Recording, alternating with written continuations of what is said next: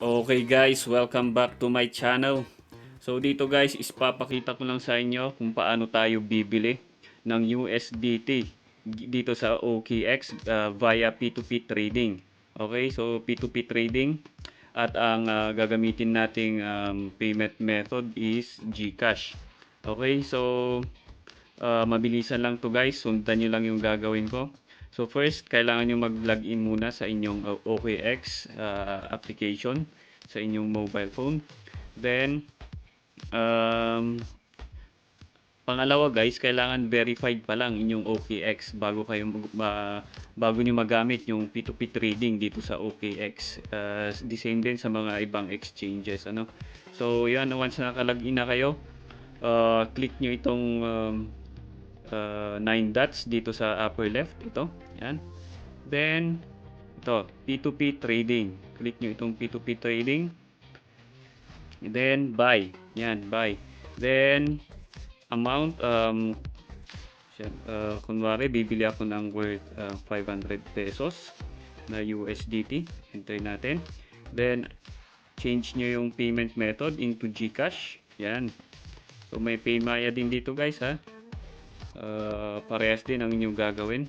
So, pero GCash ang ating payment method. So, ayan, ito. So, siya ang pinakamababa. Okay? Yung selling niya ng USDT. So, sa kanya tayo bibili. Ayun. So, sa kanya tayo bibili kasi siya ang pinakamababa. Okay. So, buy. So, ayan. Order limit is 500 pesos. Okay, so bibili tayo with 9 USDT ang kailangan ko guys, kaya nasa 511. Yan, 511 pesos.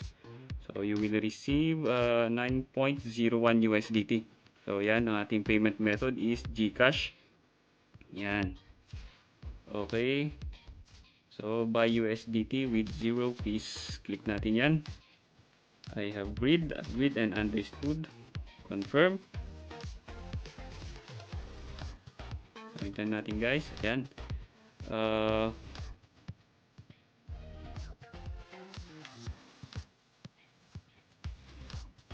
ulitin natin.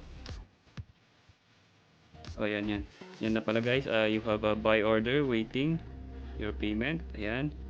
So, ayan. Okay. So, check natin yung chat niya. Okay. Balik tayo. So, payment method is GCash. Get payment details. So, ayan yung details ng ating seller. Ayan. So, copy natin yung kanyang phone number.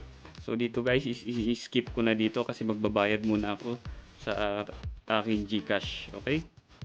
So, yan. Okay guys. Nakapagbayad na ako sa kanya. Ayan. Makikita nyo. Bayad na ako. So, balik tayo sa OKX account natin. Okay. Ayan.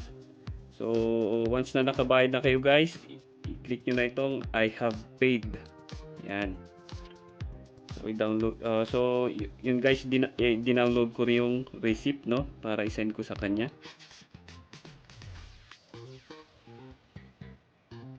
Yan. Then, click nyo itong confirm payment.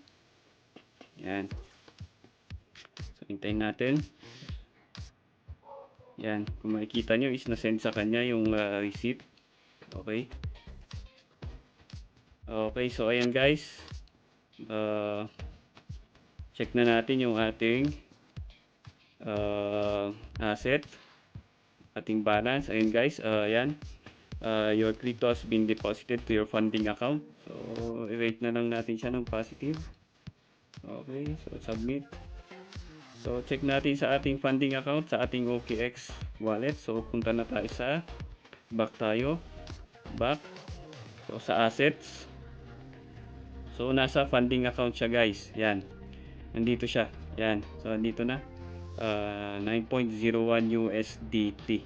So, yun guys. That's it. Kung may mga katanungan kayo, mag-comment down lang kayo below. At syempre, huwag nyo na rin kalimutang mag-like and subscribe.